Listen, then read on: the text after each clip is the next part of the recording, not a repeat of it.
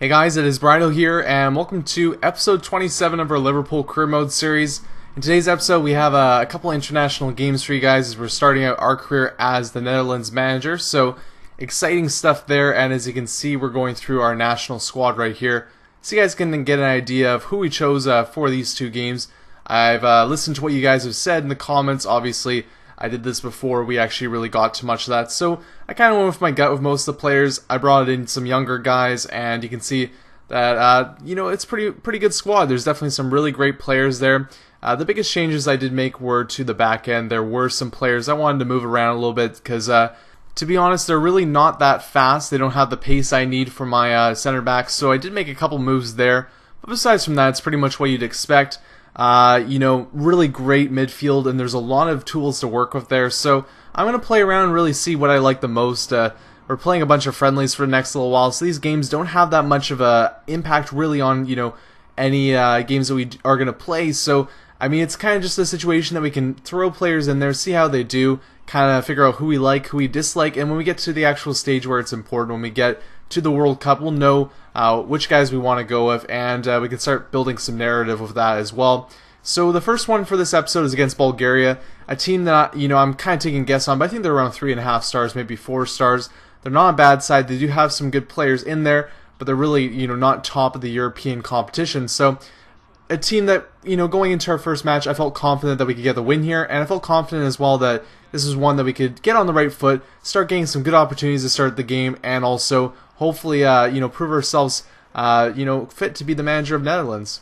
So our first chance actually is a pretty good one there from Wesley Sneijder. He takes this shot, a bit of a finesse shot, but it's still a good chance that the Bulgaria keeper is able to keep out of the net, and we get an opportunity off the corner too to see if we can make something happen, but it's not too hard for the Bulgarian keeper to keep out of the net as well. And we really did control most of the play in this game. They did get some opportunities, but we kept them out to mostly outside. And Arjen Robben there coming in from the outside as well, getting a good chance on net. And we had a lot of those. We had a lot of corners in this game because really we were creating the opportunities. Just weren't able to really get that many good chances. But this was one of the highlights of the game, is Jan Heitinga from Everton gets the goal there for the Netherlands. And a good goal for him, definitely. And it was a good start to the game as well because it's quite early on. And here's a great chance as well. We pretty much are 4-on-1 there at that point. Jordy Clasie gets a chance completely open, but I kind of forced the shot a little bit too quickly there, and that led to the opportunity being wasted. There was another chance where we hit the post, so really putting a lot of pressure on Bulgaria early on in this game, getting a lot of chances, but not really creating goal opportunities minus the one that went in the net. The only unfortunate part about the first half was the fact that Arjen Robben went down with an injury, so we bring on Narsing.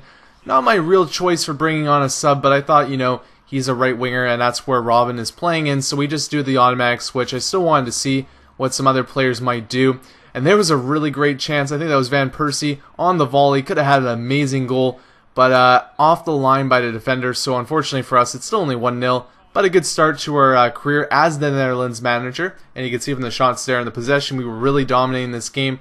And it was a good feeling too, because I mean, most of the times when we play as Liverpool, we get the chance to play some weaker teams. But usually when we do those games, we let some of our younger players play. And in this one, we had an opportunity to really just dominate a game. And it was kind of a fun change of pace after, especially the past little while, really sweating out some games in the Champions League and in the league.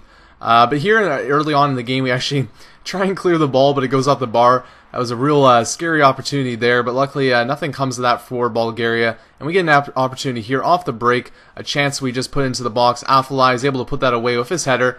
A good goal from nothing too special, but that is the second goal of the game for us, and we're able to feel pretty confident about this one. So we bring on Sim Dion for Clasie here, just trying to change things up, trying to give some of the other players a shot. And when you'll see we play Scotland in the next game here for this episode, that we do switch things up. We don't keep the same guys in the lineup.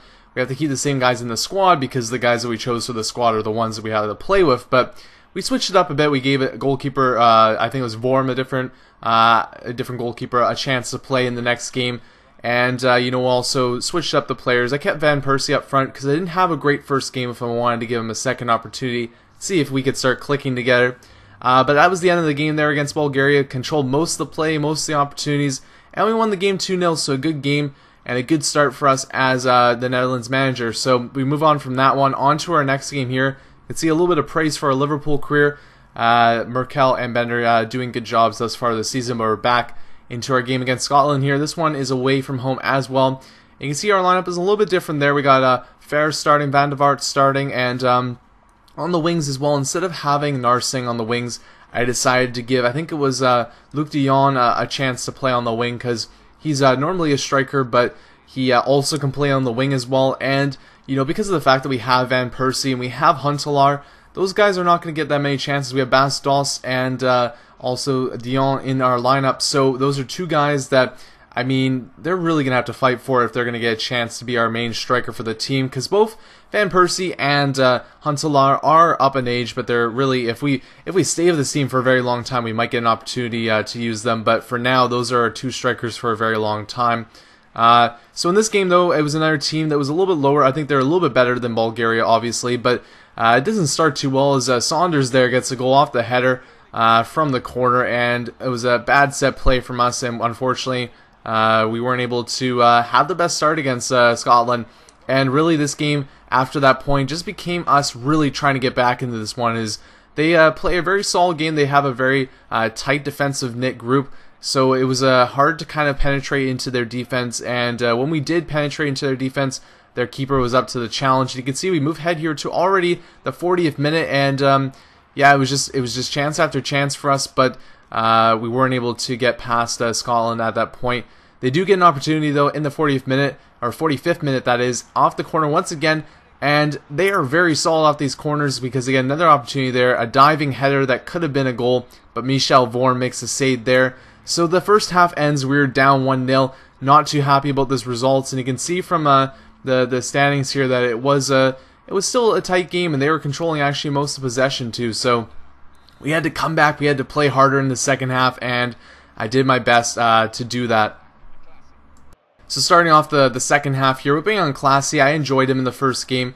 For Fer, who was having an alright game, I wasn't, again, enjoying him as much, and it really is about that. It's really kind of just about feeling it out, trying to find the guys that we enjoy playing with, and, you know, rolling with them for the future, because it's, you know, we're going to have some games against Norway and Norway and New Zealand next episode, so there will be plenty of chances for us to really just mix things up and try and find what works for us most. And all it was in this game is I was trying to find the best response so we can get back in this one. And Luc de Jong there gets the goal for us in the 66th minute. A nice one from him there, and was happy to have him on the pitch because, I mean, I was enjoying him a lot more than Narsing. Robin was still out with an injury, so we could not play him.